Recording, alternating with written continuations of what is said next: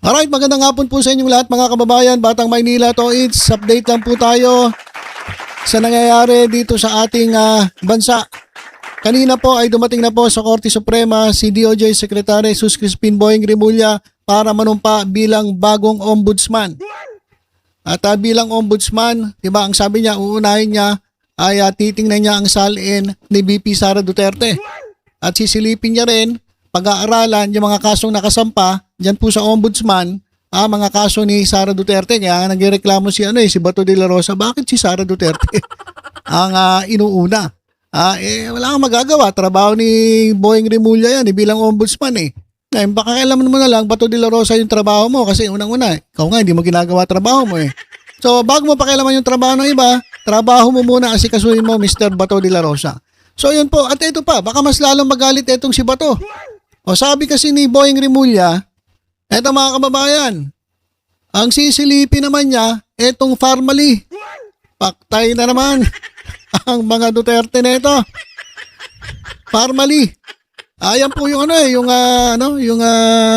One Big Happy Farmally, mga kababayan. Ayan po yung panahon ng pandemya. Yung panahon ng pandemya na tayo po ay naka-lockdown. Habang tayo naka-lockdown, sila pinagkakitaan nila itong lockdown. Pinagkakitaan nila itong pandemya. O kaya, ayan po ay sisilipin. Sabi ni Ombudsman Boyeng Rimulya, sisilipin natin yan kasi nga parang nalimutan na. Talaga namang nalimutan eh. Kasi nung panahon ni Gordon, siya lang talagang seryosong talagang iniimbestigahan yung Farmally.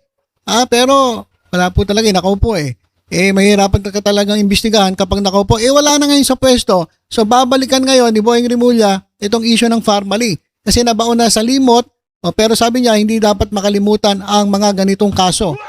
Kasi alam natin mabigat ang alingaw-ngaw at marami nagsasabing may nangyaring masama doon. Meron naging pagdinig sa Senado ngunit hindi na umandar mula doon. Kaya kinakailangang bibisitahin natin. Ayan po yung sabi ni Ombudsman Rimulya kasi nahinto nga po eh. Mahirap mo imbestigahan kapag nakaupo yung iniimbestigahan mo. Ngayon hindi na nakaupo. So yari. Magagalit na naman yung mga didilis. Iyakan na naman mga didilis ito talagang parang ang inuumpisang trabaho ni Boyeng Rimulya yung mga kaso ng mga Duterte. Kaya patay kayo dyan. Maghanda-handa na kayo mga na-involve dyan sa One Big Happy Farmally. At ito pa mga kababayan, update lang tayo. Ang pansamantala pong magiging chairman ng Blue Ribbon Committee ay si Senator Erwin Tulfo. Ay sabi ko sa inyo, yan ang gusto ko. Itong kasi matapang kasi. Okay naman si Risa Ontiveros. Wag lang si Pia Cayetano. Ayoko kay Pia Cayetano kasi kapatid niya ni Mr. 10K. Diba? Blood is thicker than water. So, imposible na walang bias yan. Sa tingin ko lang hindi ko sinasabi na ganun nga, pero sa tingin ko, magkakabias yan kapag si Pia Cayetano. Mas maganda si Ontiveros. Pero, kung papipiliin ako between Ontiveros and Erwin Tulfo, mas gusto ko si Erwin Tulfo. Pero wala pa namang decision kung sino talaga chairman. Acting chairman pa lang itong si Erwin Tulfo. Sabi ko nga, ito yung gusto ko kasi sabi na ito, sometimes we should bend the law. Ano raw? Sometimes we should bend the law. Sabi niya. Ibibend lang ng konti pero hindi break the law.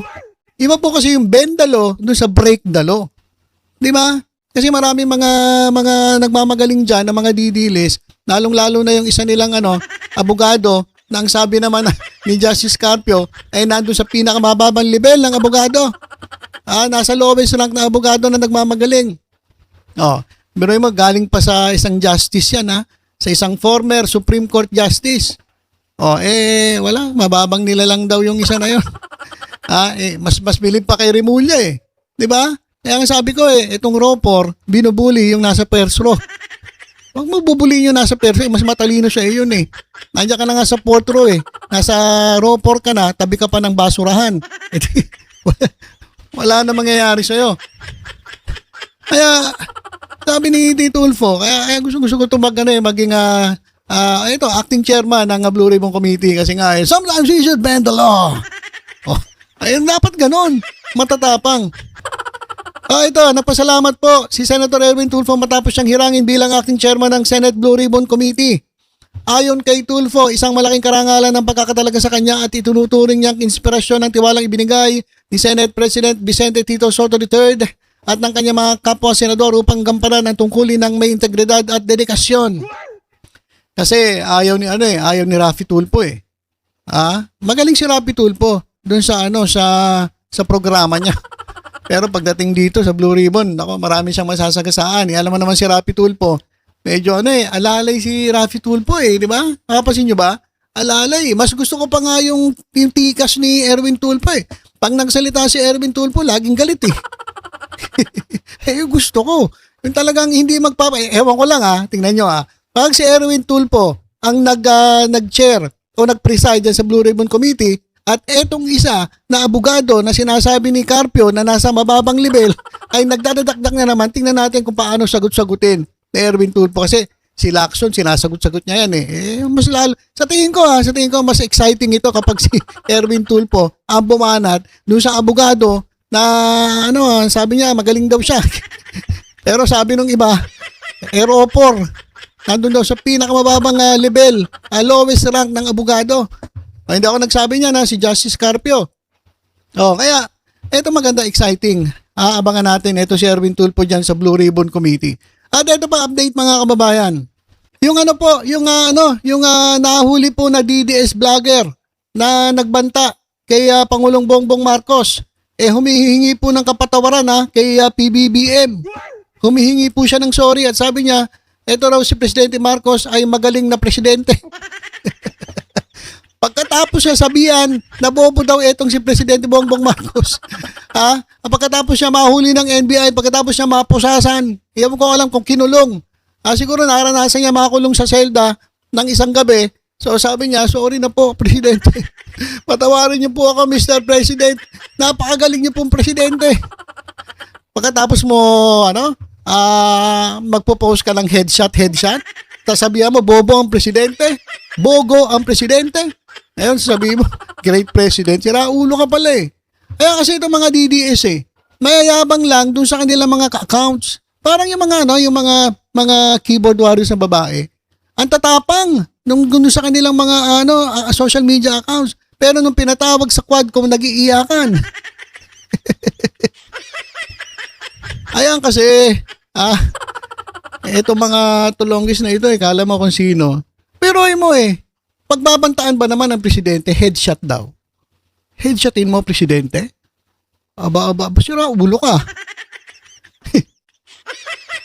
Guys, ito, may mga nagko-comment, sabi nila, bakit ganon? Yung mga vlogger na maliliit, kayang-kaya nilang hulihin, kayang-kaya nilang pusasan. Bakit itong si Sara Duterte nagbanta kay Presidente, kay First Lady at kay Speaker of the House at talagang gugurgurin daw?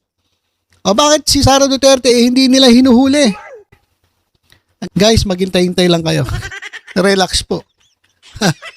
Relax po. At wag po kayo masyado excited. Nandiyan na po si Boying Rimulya, diyan po sa Ombudsman. Hindi po pwedeng daanin sa mga ganyan-ganyang usapin yan. Vice President po yun So, medyo sabihin na natin na ganun talaga sa Pilipinas Kapag maliit na tao ka, kukulong ka agad. Yung nagnakaw nga ng manggalang nakulong agad Wala na tayong magagawa, ganun ang kalakaran Mahirap na po baguhin yan kapag mayayaman, kapag makatulad nito, isang opisyalis ng ating gobyerno, napakahirap po yan pagpanagutin. Kaya kinakailangan po dumaan sa talagang proseso. Kaya nga po, nandiyan na po si Boying Rimulya. Kaya relax lang po kayo. Huwag po kayo magmadali. Time will come. Sabi nga this is it, pansit. Relax lang kayo, mga kababayan. Ito pa. Iiyak dito mga DDS katulad na itong DDS vlogger na to. Bigla bumaliktad Sabi niya, bobo Presidente. Ngayon, sabi niya, great President daw. Sira ulo kasi. Dami-dami mong pagbabataan, Presidente ba? Presidente pa? Sira ulo ka pala ay nako. Eto, mas lalo magagalit mga DDS dito. Eto mga kababayan, si Supreme Court Justice Alexander Gesmundo ay magre-retiro po sa edad na 70 sa ika-6 ng Nobyembre 2026. So next year, November 2026, magre-resign po siya. Hindi, magre-resign, magre-retire. Okay. So, ito pong si Chief Justice Alexander Gesmundo ay appointed po ni Duterte. So, pagkatapos po niyan, sino ba rin ba ang presidente sa 2026? Iba si Presidente Marcos pa rin? Oh. So, yung ombudsman, si Remulla. Chief Justice ng Supreme Court, aalis etong appointed ni Duterte. So, ang papalit ay appointed ni Presidente Bongbong Marcos. So, ang mangyayari, eto pong Supreme Court at eto pong ombudsman ay magiging hawak po ng appointee ni Presidente Bongbong Marcos. So ano po ibig sabihin nun? Wala na pong ligtas. Wala na pong ligtas. Supreme Court, Office of the Ombudsman. Kaya sabi ko sa inyo mga kababayan, weather lang yan. Ito, nangangamba ang ilang taga-suporta ni dating Pangulong Rodrigo Duterte na tuluyan ng makonsolida ng pamilya Marcos ang kapangyarihan sakaling ang susunod na itatalagang Chief Justice ng Korte Suprema ay maging tapat lamang sa Administrasyong Marcos sa halip na sa interes ng sambayan ng Pilipino. Bakit tanong ko lang, ito bang present Supreme Court Chief Justice, ang loyalty ba nito ay nasa taong bayan, sambayan ng Pilipino?